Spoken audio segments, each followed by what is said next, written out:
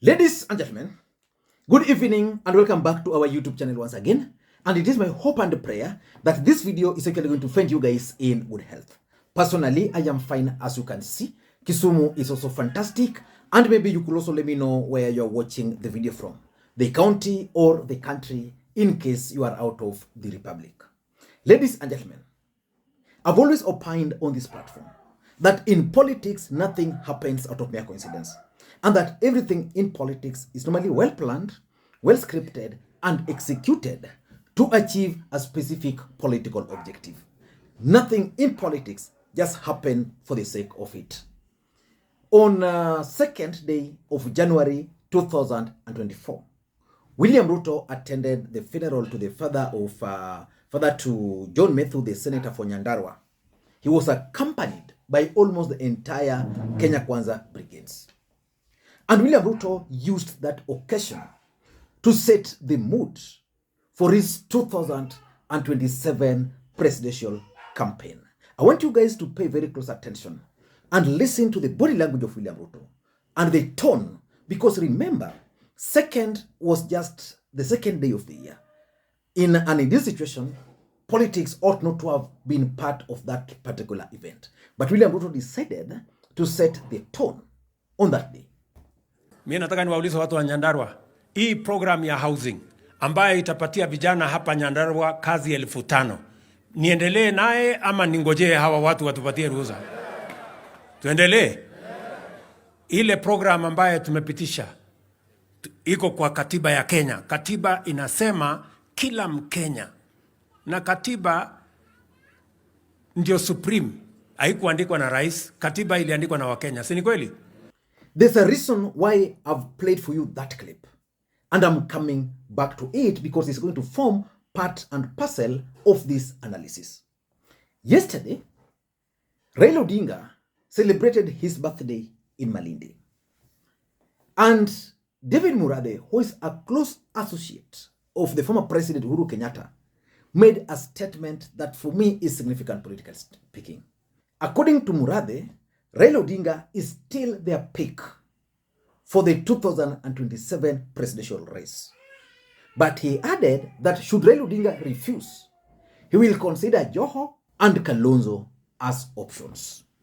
But for those who've been following the politics of this country, William Ruto is already setting the stage and has crafted an elaborate strategy to defeat Azimio in 2027.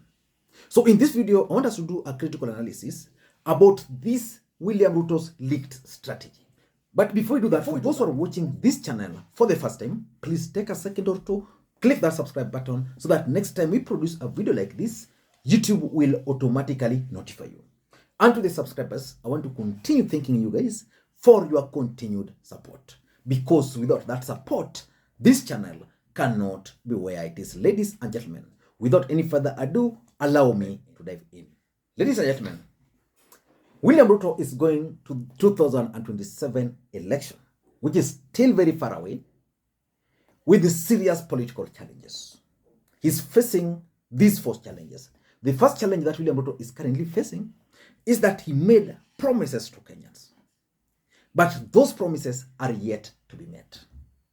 Which means as we are going for the 2027, William Ruto will not find anything new to promise Kenyans. Even if you were to get something new to promise Kenyans, very few Kenyans will listen to him. Number 2, the hustler narrative is dead. William Ruto was propelled to where he is today, courtesy of the hustler versus dynasty narrative. But since William Ruto took over power, the people who have suffered are actually the hustlers. That is the honest truth. You ask them anywhere, they are suffering in silence. The third challenge that William Ruto is facing is disappointment from his core support base. The Kikuyu nation, who formed the core support of William Ruto, believed that William Ruto was going to make life better for them.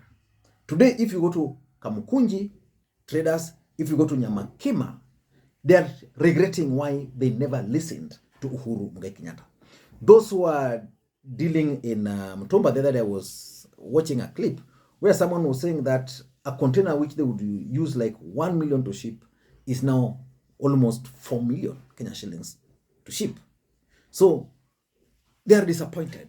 Even the Kalenjin nation are disappointed with William Ruto's policies. And the last challenge William Ruto is facing is that there is no Uhuru and Raila to blame. Because when he was outside, actually was part of the government, but made himself outside, he was able to blame Uhuru and Raila for almost every problem that was facing the hustlers in the Republic of Kenya. And it was easy to do that because Raila was perceived dynasty, Uhuru was also perceived dynasty. But William Ruto is not your ordinary politician. This is a man who understands the real politics. So William Ruto has crafted some strategy which I'm going to reveal to you guys. And if Azimio are listening to this video, they should take note. William Ruto's first strategy is simple.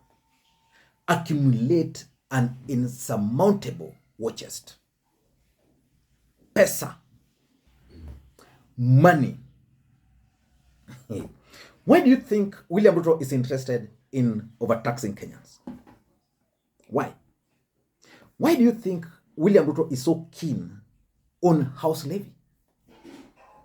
A levy that is not going to benefit the hustlers. I'm telling you, that house levy, even if Kenyans were to just pay it like that, there is no way it's going to help an ordinary hustler. I'm talking about a border guy in my village in Nyakach. They don't need those houses because already they have houses they are staying. It's not going to help any ordinary hustler in Homa Bay. You see that housing project in Homa Bay town? Probably the beneficiary are the mid-income earners who would be able to afford them. The ordinary fisherman from Homa Bay has a home in his village. So they are not. But why do you think William Ruto is keen on that house levy? What about mega tenders? Currently, Kenyans are talking about the tax. We are talking about the house levy. We are forgetting that behind the background, there is serious tenders. So William Ruto and his team are currently accumulating. And that's normally the thing. You accumulate enough money. And for them, they know that 2027 is a do or die. 2027, by the way, is a do or die for Mudavadi. It's a do or die for Kalonzo. It's a do or die for Rigathi Gachagua. It's a do or die for William Ruto. Because if William Ruto were to be defeated, what do you think is going to happen to him?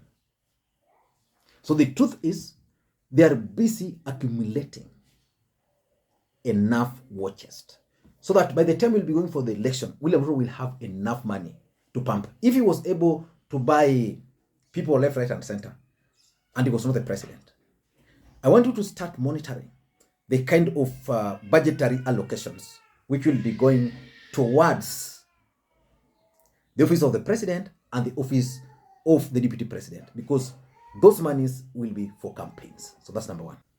Number two, and this is why I played that first clip.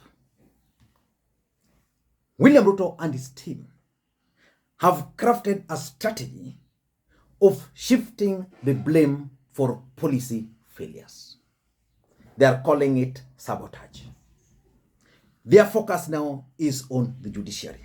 Ati watu wachache waende kotini wapinge ile mpango tuko naye ya kusaidia at least hawa watu wapate ajira. Mnataka ati mimi ni nyamaze?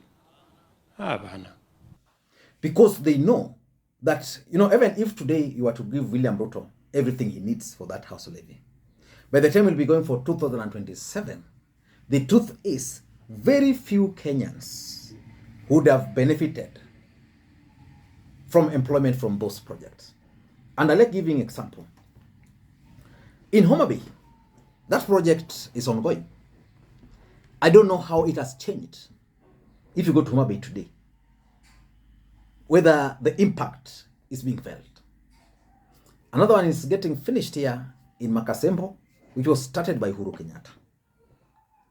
So it won't be able to really provide the unemployment solution that William Ruto is looking up to. He knows that. And therefore, they are coming with a strategy of shifting the blame that Kenya Kwanza has not failed. They were sabotaged.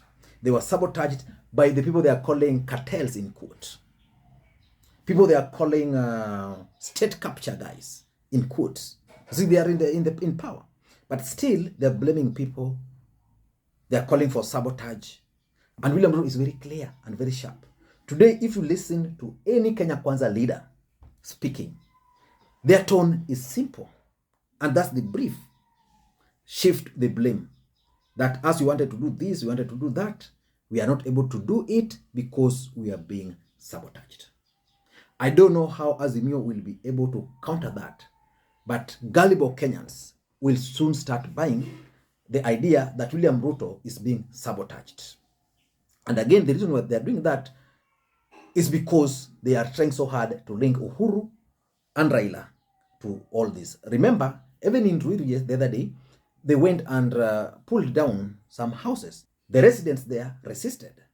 But ultimately, the CS stated that the land does not belong to the government. So who was pulling those houses down? They want to shift the blame. Number 3, his third strategy, which is actually the ultimate strategy for William Ruto, is rigging schemes. William Ruto understands that there is an IBC, there's the judiciary, there's the police, there's the system. Uhuru Kenyatta was the president. He failed to deliver the presidency to Raila Odinga, despite the fact that he was holding power. He failed, but he was holding power. William Ruto has now figured out that the only missing link could be the judiciary. And they're currently dealing with that judiciary. Then, of course, the police is under them. IBC will come. I don't know how far it has gone with the recruitment of commissioners. But the truth is, William Ruto is crafting a rigging scheme. The last one, he succeeded in 2022. Now he's the president. Whether anybody will be able to stop him, I still don't know. And his fourth strategy, which is actually linked to the first strategy of accumulating money, is to purchase political support. In the last election, William Ruto bought the church. In 2027, William Ruto might not buy the church. William Ruto might go for you. He might go for me. And because in this world, everything has a price, you won't be surprised that William Ruto will be able to buy key political players in the Republic of Kenya. You won't be surprised. And that's exactly what is working on. Political leaders. How many political parties are forming Azimio? If you were to buy 2 of them, party leaders, or 1 of them. Yeah? And lastly is the tribal politics. Why do you think William Ruto is only making those political statements in Mount Kenya? Why? Not any other place. And Rift Valley. Because he understands those are his support base. He has actually tried, William Ruto has really tried to penetrate the Luhya nation. I don't know what Ruto can do to the Luhya nation to convince them, but he has done everything for them, including giving them perceived power. The Speaker of the National Assembly, the Commissioner, KRA Commissioner, the Chief Principal Secretary, everything. But William Ruto is definitely still going back to try and consolidate his support base, which is tribal politics, and try and create tension, tribal tension within Azimio. I don't know what you think. Do you think those strategies are going to work for Ruto in 2027? Let me read your comment. Thank you, and may you have a good day. Bye-bye.